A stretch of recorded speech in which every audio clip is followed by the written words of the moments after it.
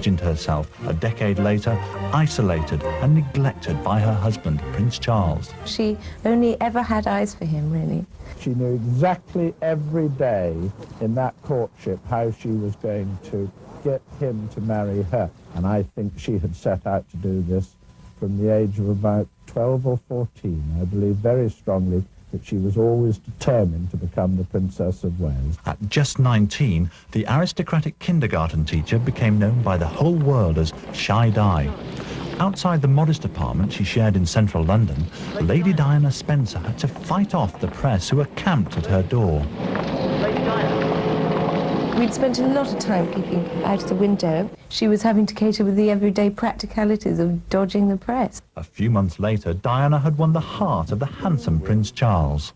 But many doubted they were really in love. I'm amazed that she's been brave enough to take me on. And I suppose in love. Of course.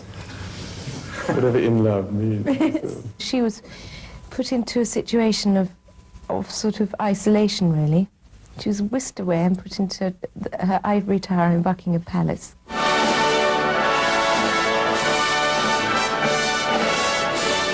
She said, "Tell me, why do you think I am so suitable to become the Princess of Wales? Surely it's not just the fact that I'm a virgin." The wedding of the century was watched by 600 million people around the world, all eager to see the climax of the fairy tale romance for Lady Diana to capture the prince and his kingdom. On the outside, Princess Diana seemed to adjust well to her new role, but it wasn't easy.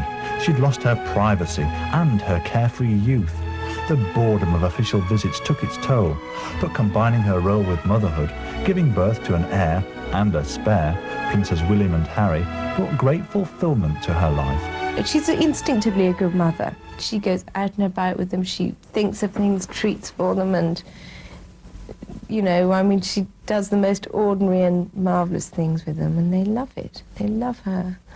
Diana is a dedicated mother, which is just as well because Prince Charles is seldom seen with his children. On a trip to Austria, Diana took the boys skiing for the first time. Where was their father? At home alone, finishing his book on watercolours.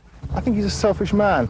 He is still very much leading the life he led before they married. He hunts, he shoots, he goes out and takes holidays with whomsoever he pleases, whenever he wants. Speculation about a rift in the royal marriage first broke in 1987, when the forlorn princess didn't see her husband for 33 days. What kind of a year has it been? You were with Charles and Diana in Korea. I don't think they spoke a single word to each other. It was hideous what I saw in Korea. It was not exaggerated, the amount of stories that were written. I saw, I think, loathing in each other's eyes for one another. It's not all one way, you know. I don't think Charles likes Diana any more than she likes him. The tale of the modern-day Cinderella has faded. The silk cushion on her bed, bearing the words, "You have to kiss a lot of frogs to find a prince," is a reminder of the days when her life really was a fairy tale.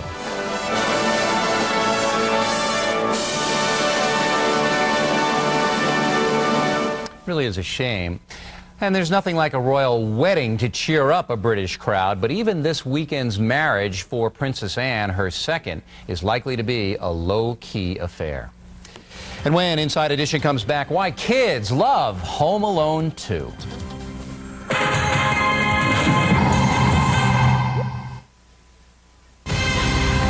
The magic of Home Alone in a moment, but first here's what's upcoming on Inside Edition. No, I didn't kill my kids. The man was set up and he was framed. They convicted him with lies, and then they had to set him free. Now they're threatening to try him for murder again. Find out why. That's next time. And finally today, what is it about this Home Alone stuff? The sequel has grossed nearly $100 million so far, and kids are besieging the box office. Clearly, there is a chord being struck here, but what is it? Cindy Hom went to the source to find out.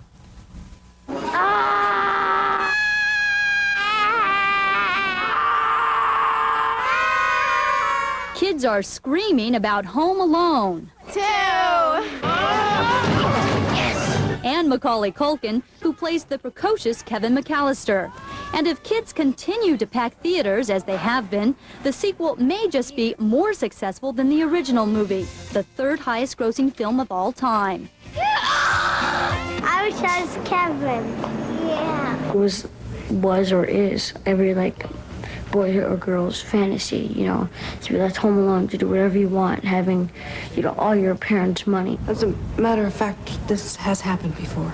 Funnily enough, we never lose our luggage.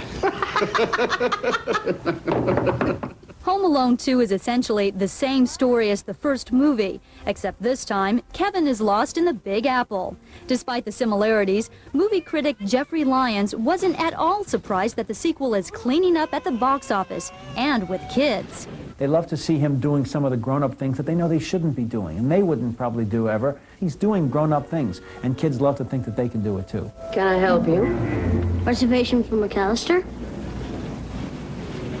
A reservation for yourself? Ma'am, my feet are hardly touching the ground. I'm barely able to look over this counter. Think about it. A kid going into a hotel, making a reservation? I don't think so.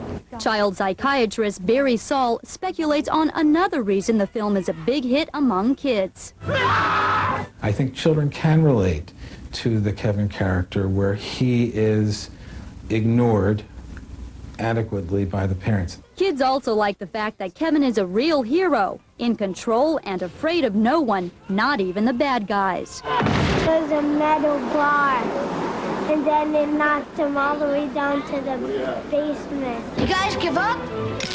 I like the part when he puts the paint all over the guy's face. Have you had enough pain? Ask kids what they like about Home Alone 2, and they're likely to tell you the violence. Although you won't really see any blood and gore, the movie's slapstick style is raising concern among some experts. Jean Shore is an education consultant at a New York daycare center and is urging parents to keep their young children away from the movie. What is appealing to children is the violence with which they could strike back at the world. But other experts aren't taking Home Alone 2's violent nature too seriously. Children are able to realize very clearly that this is cartoonish and not real. If you go to see Home Alone 2, you'll have a great time. It's great family entertainment, and you'll forget about it in 2 or 3 days, and that's all the movie makers intended. Another Christmas in the trenches.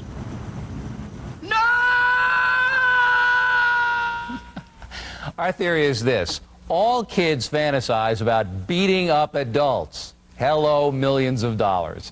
And that is it for us today. We hope you have enjoyed Inside Edition. I'm Bill O'Reilly. Have a great weekend. We'll see you on Monday.